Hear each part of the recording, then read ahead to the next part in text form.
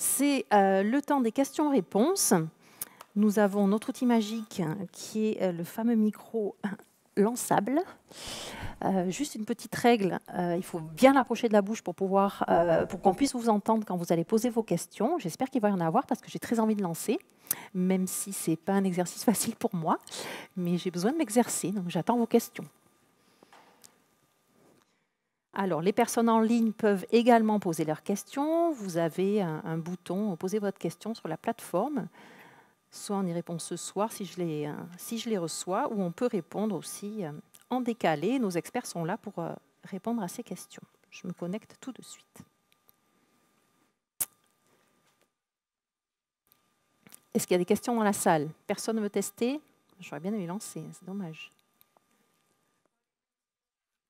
Oh, c'est bien, vous êtes au premier rang, merci.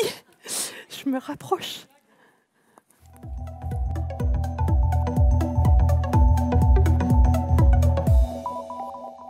La gamme enfant-bébé, c'est vrai que c'est une gamme où on a des composants qui sont plus adaptés pour limiter le risque d'irritation ou d'intolérance.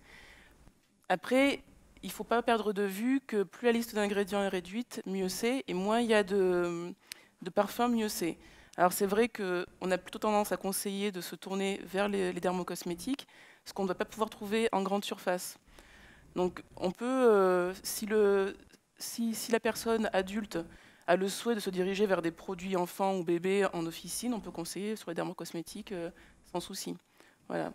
Tout en gardant à l'esprit qu'on reste sur du dermocosmétique avec le moins d'ingrédients possible, le moins de conservateurs et de parfums possible. Voilà. D'accord. Vous aviez une deuxième question.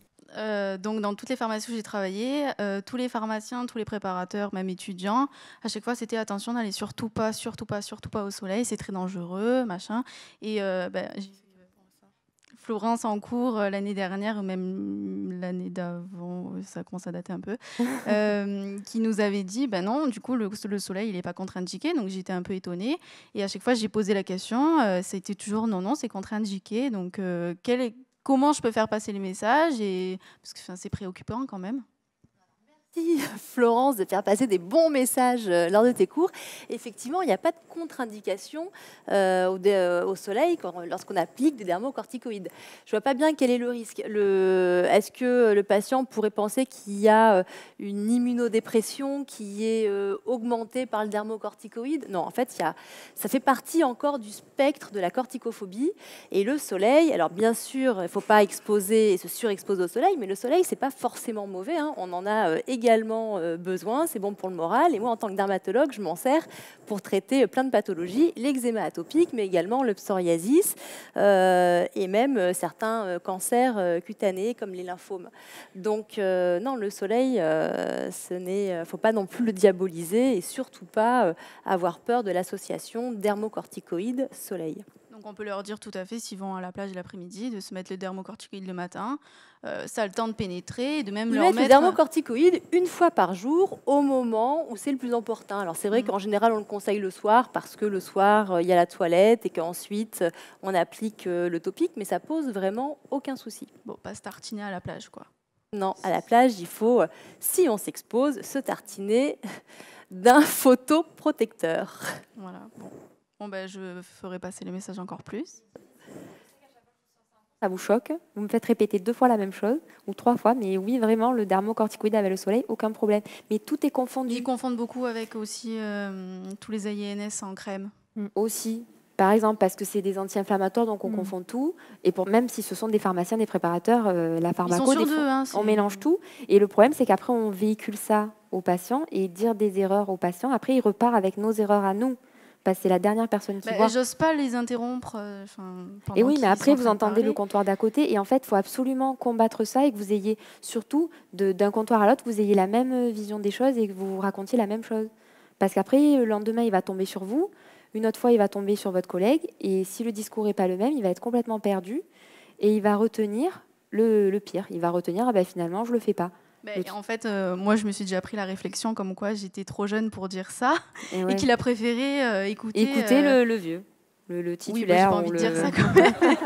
Mais voilà, donc je l'ai un peu mal pris, Non, mais oui. bon. En plus que vous êtes jeune, vous sortez de la fac, normalement vous avez encore tout frais dans votre tête. Donc, et si on vous a donné des idées fausses en vous disant les dermocorticoïdes au soleil, je sais qu'il y a des profs encore qui le disent. Je sais, avant moi, il y a des profs qui disent corticoïdes soleil, c'est pas bon. Je sais pas pourquoi, mais du coup ça reste. Et tout au long de votre parcours, ça va rester. Et si vous vous donnez de fausses informations, après c'est dangereux parce que le patient il va pas l'appliquer.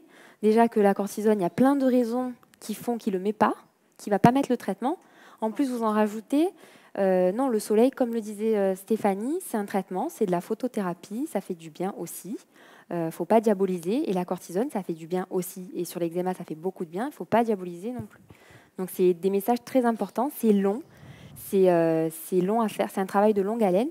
Mais c'est petit à petit. C'est la pédagogie, la répétition. Mais par contre, il faut avoir des idées claires en tête. C'est pour ça que ce type de formation, c'est super, parce qu'au moins, vous allez combattre vos propres idées reçues. Et c'est que comme ça que vous allez pouvoir combattre les idées reçues du patient. Il faut être convaincu soi-même avant d'aller convaincre le patient. Voilà. J'ai une dernière question. Au niveau des résistances aux dermocorticoïdes, est-ce qu'il y en a beaucoup ou pas? Parce que j'ai une amie qui me dit non, mais ça, je l'ai utilisé 3 fois, ça ne marche pas. Elle les a soi-disant tous essayés. Et je lui ai dit quand même que la résistance est assez rare pour avoir utilisé 3 fois. Alors justement, je crois que tu as ta réponse dans ta question. Si la personne dit « je l'ai utilisé 3 jours, ça ne marche pas », en fait, les dermocorticoïdes, ça marche. Mais il faut bien les utiliser. Il faut les mettre tous les jours jusqu'à disparition des lésions. Et le patient souvent a tendance à se dire bon, moins j'en mets, mieux c'est, ça commence à disparaître, je m'arrête. Mais en fait non, c'est comme quand tu as un feu dans ta cheminée, si jamais tu penses que le feu est éteint quand il reste 3 braises, et ben, dès qu'il y a un coup de vent, le foyer repart. Et ben, l'eczéma atopique, c'est exactement pareil. Et donc si le dermocorticoïde est bien appliqué, si on en met jusqu'à disparition des lésions, jusqu'à disparition des démangeaisons, mais en fait, ça marche très bien. Une 4e question, peut-être? Non, c'était très bien. Merci beaucoup, en tout cas. J'aimerais rebondir sur la question que vous avez eue sur le soleil. On a aussi reçu des questions sur le fait que les beaux jours approchent. Nous sommes à Marseille aujourd'hui. Quid de la photoprotection chez un patient qui souffre de dermatite atopique? Merci, docteur Avenel-Audran, de répondre à cette question. Oui, je pense qu'on a compris que le soleil était bénéfique pour l'eczéma. Je ne vais pas revenir là-dessus. Le patient atopique doit se protéger, comme tout un chacun, du soleil, c'est-à-dire, on l'a dit déjà, éviter les heures les plus à risque, mettre des vêtements, des lunettes de soleil. Il peut utiliser des produits de protection solaire.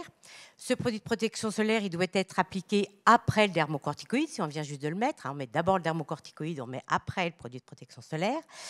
Il faut aussi privilégier les produits de dermocosmétiques non parfumés, en ce qui concerne les produits de protection solaire. Et chez l'enfant, je pense qu'il faut quand même éviter certains filtres, comme l'octocrylène, qui sont susceptibles de donner des allergies.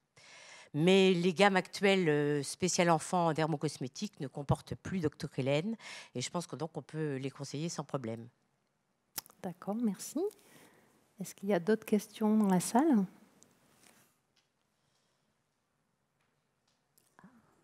Il y a une question. Il faut lancer le micro. Non, ça ne marche pas. Ça marche pas le micro. Bonsoir. Bonsoir. Moi, je voudrais savoir pour combien de temps suivi est-ce qu'on peut recommander le corticostéroïde? C'est-à-dire, c'est bon pour plus de 3 semaines. Et pour combien de temps de pause est-ce qu'il peut le reprendre? Alors, sur l'ordonnance, je ne marque justement jamais de durée, parce que ça n'a aucun sens. Il faut vraiment mettre jusqu'à disparition des lésions. Et d'ailleurs, on fait un traitement on-off. Pourquoi? Parce qu'il y a certaines plaques qui vont partir en 1 semaine, d'autres qui vont partir en 2 semaines, d'autres qui vont partir en 3 semaines, et peut-être même d'autres 4 semaines. Donc finalement, mettre une durée, ça n'a aucun sens. Le patient, tous les soirs ou tous les matins, après sa toilette, va appliquer son dermocorticoïde dès qu'il y a des plaques rouges, des plaques rugueuses, des plaques qui grattent. Et au fur et à mesure, peut-être que le premier jour, il y aura 40 plaques, et puis au bout d'1 semaine, il n'y aura plus que 20 plaques, et puis peut-être qu'au bout de 4 semaines, il y aura toujours 2 plaques un peu résistantes dans des zones de frottement, parce que ce sont des plaques un peu épaissies, lichenifiées, comme on a vu. Et donc, il n'y a pas de durée limitée. C'est vraiment jusqu'à disparition des lésions. Et c'est pour ça que c'est indispensable d'autonomiser le patient. Il faut dire, voilà, vous en mettez jusqu'à disparition. Et il faut toujours que le patient ait un tube de dermocorticoïdes d'avance parce que le traitement, il faut le reprendre dès la récidive des lésions. Et si jamais on attend qu'il ait un rendez-vous chez le généraliste, le dermato, le pédiatre, l'allergo, c'est impossible parce que du coup, l'eczéma sera installé. Le patient, dès qu'il voit la plaque d'eczéma revenir, doit appliquer son dermocorticoïde. Merci. De rien.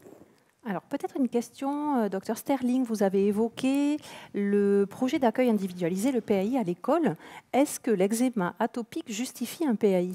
Alors, tout d'abord, le PAI, il est fait à la demande des parents. Donc, c'est les parents qui vont venir vous voir, enfin, pas vous, les pharmaciens, mais le docteur en question, l'allergologue ou le dermatologue, pour savoir si ou non son enfant nécessite ou pas la mise en place d'un PAI. Il faut savoir que c'est plutôt réservé aux formes sévères, à modérer.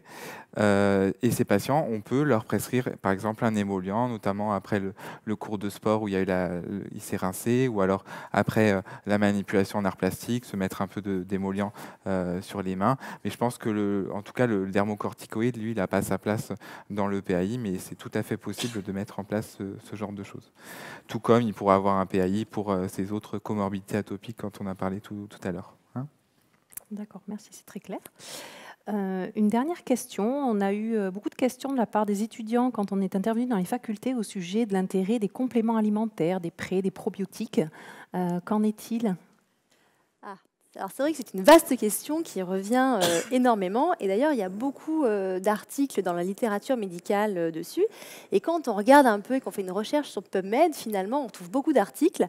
Mais le problème, c'est qu'il y a autant d'articles qui disent que les probiotiques ont un intérêt dans l'eczéma atopique que des articles qui disent que les probiotiques n'ont pas d'intérêt ni dans la prévention primaire ni dans la prévention secondaire de l'eczéma atopique. Donc c'est un petit peu difficile de faire la part des choses.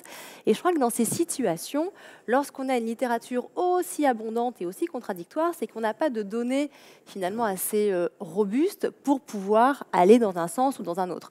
Donc dire que ça va vraiment apporter un avantage, c'est... on a des données un peu trop molles pour pouvoir le conseiller. Maintenant, on n'a jamais prouvé que c'était néfaste pour les patients. Voilà ce qu'il en est aujourd'hui. Merci. Vous voulez rajouter quelque chose? Oui, peut-être que pour la prévention primaire, on peut proposer quand même aux enfants de parents atopiques ou alors qui ont un autre enfant, une fratrie qui a un eczéma atopique, de proposer un émollient assez précocement dans les premières semaines de vie, dès la sortie de la maternité, pour essayer de prévenir la formation d'une dermatite atopique chez ce nourrisson. Oui, une étude récente a démontré l'usage dans 50% des cas, donc c'est déjà pas mal de gagner ça. D'accord. Merci beaucoup. Est-ce qu'il y aurait une autre question? Non, écoutez, je vous remercie d'avoir passé ces 90 minutes avec nous. Pour nous, elles sont passées rapidement. Merci à nos intervenants et à très bientôt sur le module 6, le dernier module Pop Training.